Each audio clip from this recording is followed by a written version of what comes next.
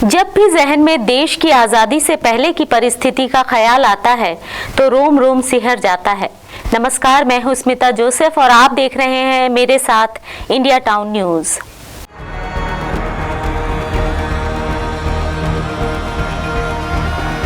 के बाबू परमानंद जी हैं जिनको वीर गति की प्राप्ति हुई थी।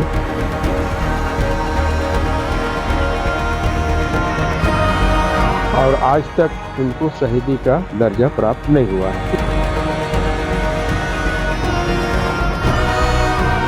सही दर्जा मिलना चाहिए, उनको परिजनों को सही दर्जा मिलना चाहिए।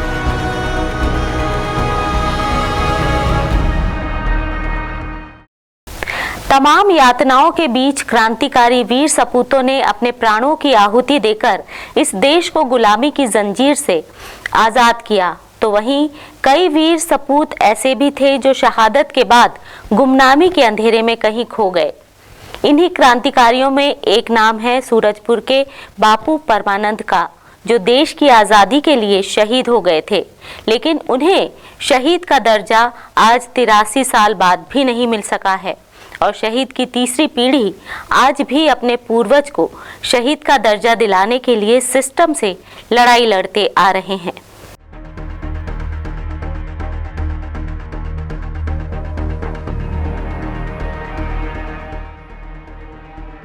भारत देश को आजाद कराने के लिए लाखों आंदोलनकारियों ने देश की आजादी के लिए अपना बलिदान दिया।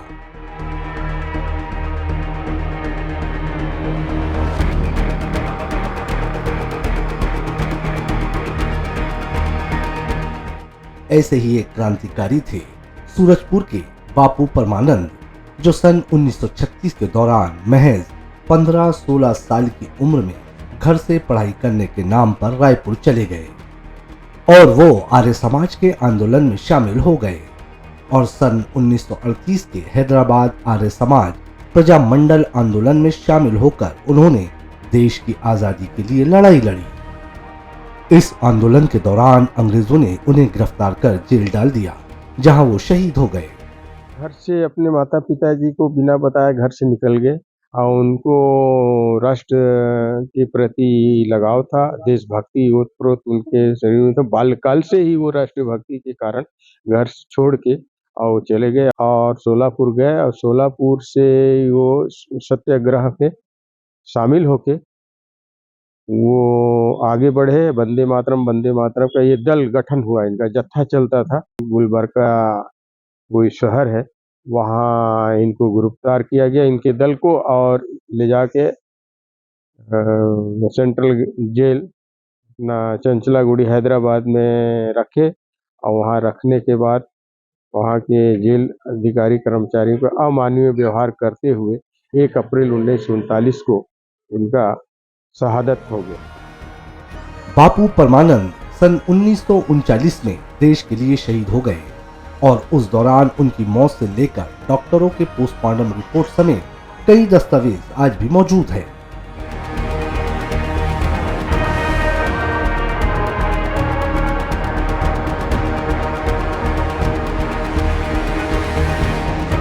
ऐसे में सन 1939 के दौरान शहीद बापू परमानंद के स्मारक और बगावत के लिए सरगुजा स्टेट के राजा के द्वारा जमीन भी परिजनों को दी गई थी, लेकिन सन 1955 के दौरान शहीदों की सूची से बापू परमानंद का नाम गुम हो गया और शहीद की याद में दी गई जमीन भी ले ली गई।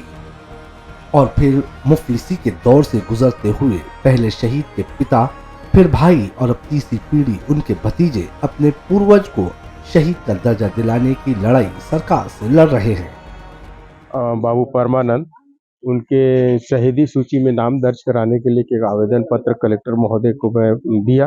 अब कलेक्टर महोदय आश्वासन दिए हैं कि मैं इसके संबंध में इंक्वायरी करके और आपका मैं शहीदी सूची में नाम दर्ज कराने का कोशिश करूंगा। मैं जो कर रहा हूँ ये चौथा पीढ़ी है।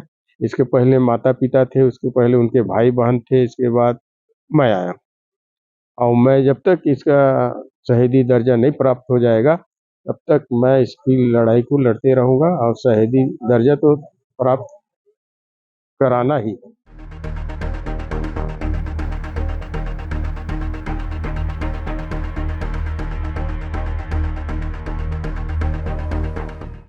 राज्यपाल पुरस्कृत शोधकर्ता अजय चतुर्वेदी ने जब अपने शोध में बापू परमानंद के शहीद होने की कहानी लिखी, तब सरगुजा वासियों को बापू परमानंद के बलिदान की जानकारी लगी।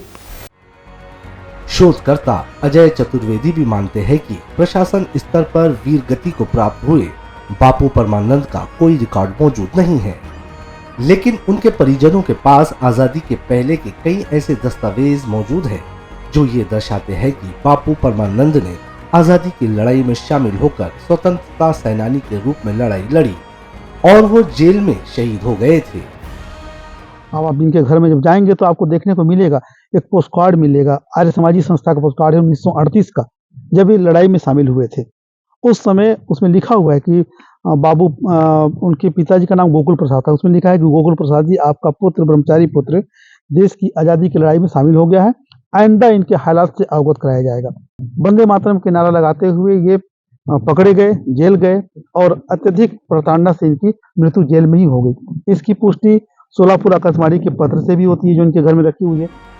कई वर्षों से जारी इस सम्मान की लड़ाई में एक बार फिर से बापू परमानंद के परिजनों ने जिला कलेक्टर कार्यालय पहुंचकर कलेक्टर रोहित व्यास से स्वतंत्रता सेनानी की सूची में नाम शामिल करने को लेकर आवेदन दिया है, जिस पर रोहित व्यास ने बापू परमानंद के दस्तावेजों के आधार पर जांच कराकर भारत सरकार को रिपोर्ट भेजने की बात कही है। क्षेत्र के बाबू परमानंद जी हैं जिनको वीर गति की प्राप्ति हुई थी। जैसा उनके परिजनों ने बताया कि भारत छोड़ो आंदोलन के दौरान या उससे पहले उनको वीर गति प्राप्त हुई थी स्वतंत्रता संग्राम की लड़ाई लड़ते हुए। तो उन्होंने पूरे दस्तावेज यहाँ पर जमा कराए हैं। ये पूरा हम लोग प्रकरण बना के भेजेंगे इसकी जांच करा के, और फिर ये गवर्नमेंट ऑफ इंडिया से डिसाइड होता है कि सूची में शामिल करना है नहीं करना है। तो हमको आशा है कि प्रकरण पे सकारात्मक कार्रवाई होगी। अभी हमारे पास आवेदन आया है तो इसको हम जांच करने के लिए अपने एडिशनल कलेक्टर को हम लोगों ने बोला है। जैसे एडिशनल कलेक्टर जांच करते हैं फिर इसकी रिपोर्ट हम लोग भारत सरकार में भेजेंगे। आज भी कई ऐसे स्वतंत्रता सेनानियों की कहानी मौजूद है जो गुमनामी के अंधेरे में कहीं खोई हुई हैं। जरूरत है ऐसी वीर गाथाओं को सामने लाने की जो देश की आने वाली पीढ़ियों के मन में देश के प्रति प्रेम भाव जागृत कर सके। वहीं देश को आज़ाद हुए 76 साल हो गए हैं, लेकिन दस्तावेजों के आधार पर 18 साल की आयु में शहीद हुए बापू परमानंद को शहीद का दर्जा कैसे मिलेगा? कब तक उनकी पीढ़ी आज़ाद देश में भी सम्मान की लड़ाई लड़ने को मजबूर रहेगी, ये भी देखने वाली बात होगी। ये रिपोर्ट हमें भेजी है सूरजपुर से हमारे संवाददाता एजाज अहमद ने। खास पेशकश में फिलहाल इतना ही। आप बने रहिए इंडिया टाउन न्यूज़ के साथ और फिलहाल मुझे दीजिए इजाज़त। नमस्कार।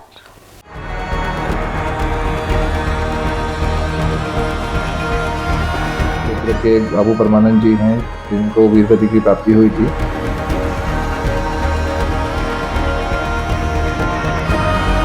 और आज तक उनको शहीदी का दर्जा प्राप्त नहीं हुआ है।